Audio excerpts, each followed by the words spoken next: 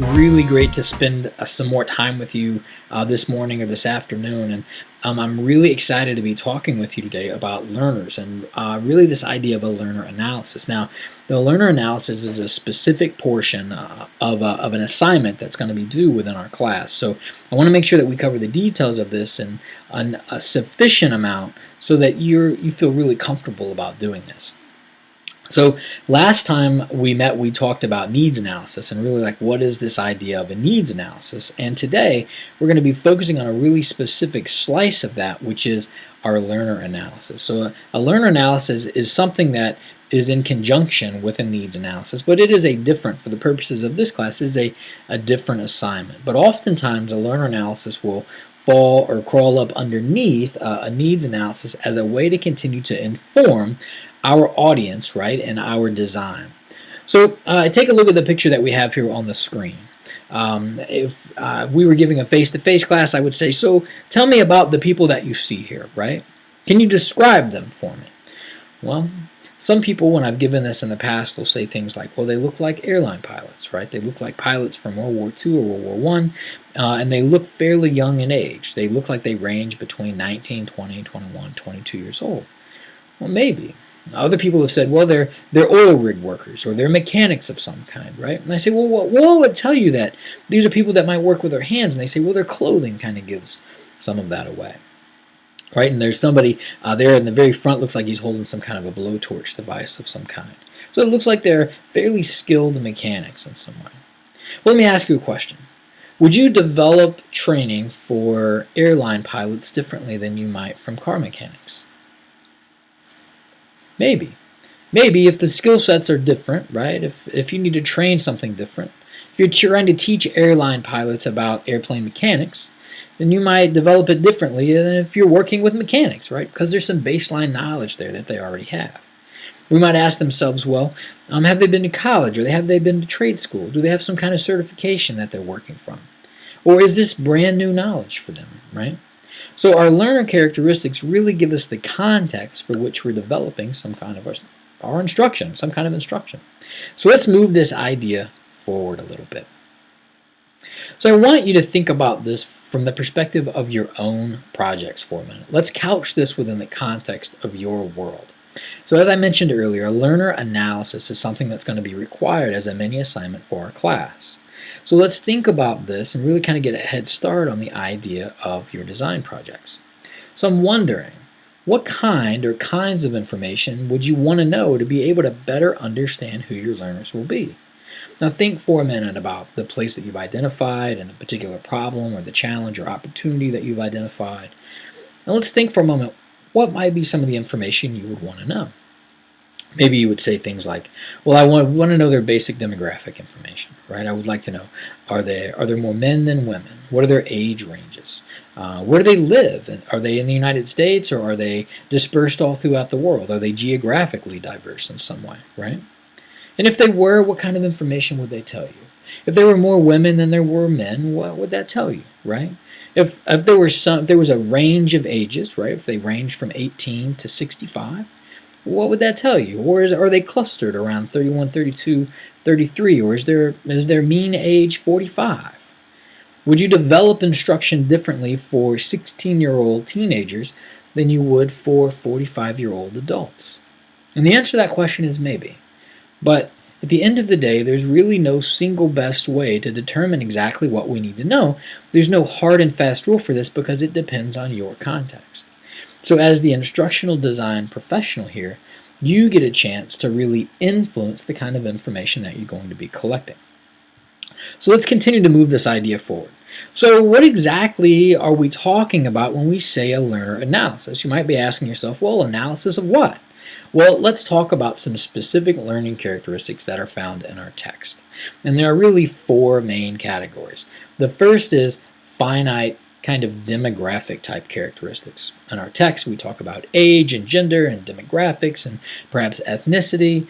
These are things that are kind of finite characteristics that don't necessarily change, right? I'm a man. I'm 32 years old. This is who I am. That's not going to change, right? It's unlikely for that to change over time, at least within the short term, right? I might have a birthday or something like that that would change. The second characteristic is human needs, right? Now think about that. What are some of the needs? I think this is a really salient point for us to consider, that we need to meet people where they are, right? So if there's a specific need that someone has, right, we need to be able to meet that. And so we ask the question, can behavior be determined by our needs? Yes, I think that it can. And I think maybe it was Charles or maybe somebody else on our class in the discussion board that said that the master will appear when the learner is ready. And this is no more true than under this guise of the idea of human needs. Sometimes in training, we provide food. And the reason we provide food is because people are hungry in the morning. If we start earlier, they have coffee, right? So what are the needs that people might need? And I'm not suggesting that you need to think about, well, people need coffee or people are hungry or something like that. But I want you to think about perhaps the situation that the audience might be in at work. Maybe it's a very challenging team to work with, right? Maybe there's a lot of conflict on that team. If there is a lot of conflict, would you design learning a little differently than if you knew there wasn't any conflict?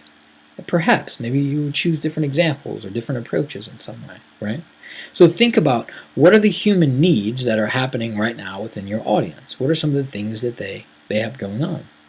The third is a captive audience or a willing volunteer. Now, think about the difference between a manager or a leader saying, you have to go to this training or you get to choose to go to this training.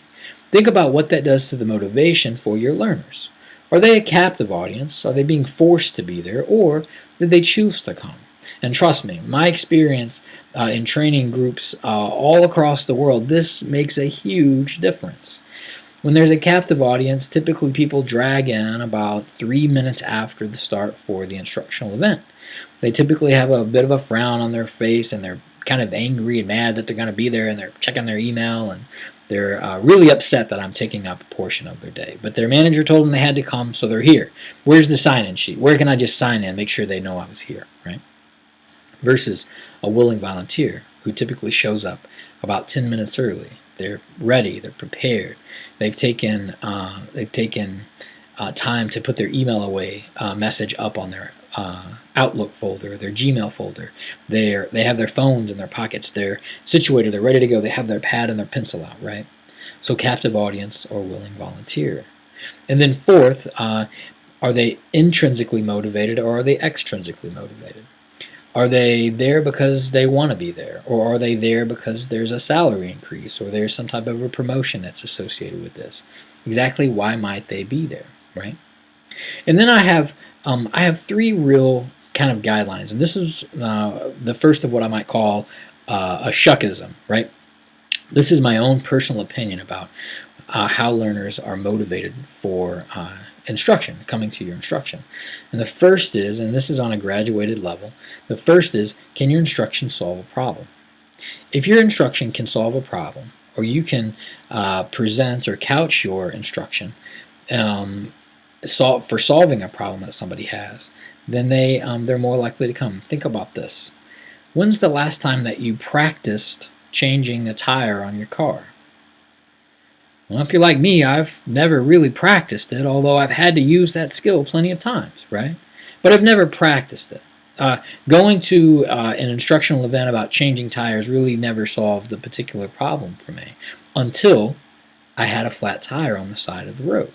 And then I really wish I would have had to been able to go to some instruction about changing a tire, right? If you can couch your instruction within the guise of solving a problem for someone, you can really increase their motivation for paying attention, coming to, and being very motivated to come to your instructional event. The second thing is, does your instruction raise some kind of status? Does coming to your learning event, does it give someone something that they didn't have before? Does it give them a skill or knowledge? Does it raise their status in some way? Do they think about Six Sigma training, right? Where you go through levels of training and you start off at green belt and you move your way up to black belt. And there are degrees even within those belts, right? So it's clearly a status, but can your instruction raise somebody's status? And then the last, and I think the least motivating of them all, although still very motivating, is can your instruction provide some kind of contextually sensitive development? So, for example, I've mentioned many times that I'm a musician. I don't get paid to be a musician. I volunteered to do that on my own time. Well, sometimes I'll go to instructional events just to be a better musician because that's what I want to do, right? It provides some kind of development that for me is important, but for you, you may not be interested in going to sessions about how to play music better, or how to keep a beat, a little bit of a different beat within the band, or how to use different techniques or tools, right? For you, that's not very motivating. For me, though, that might be very motivating. So the kind of learner characteristics that we're looking for are finite characteristics, human need characteristics, captive audience or willing volunteer, intrinsically motivated or extrinsically motivated. And then these are my shuckisms. Can your instruction solve a problem? Can your instruction raise some status? Or can your instruction provide some kind of development, right? So these are the questions that we're kind of grappling with, right?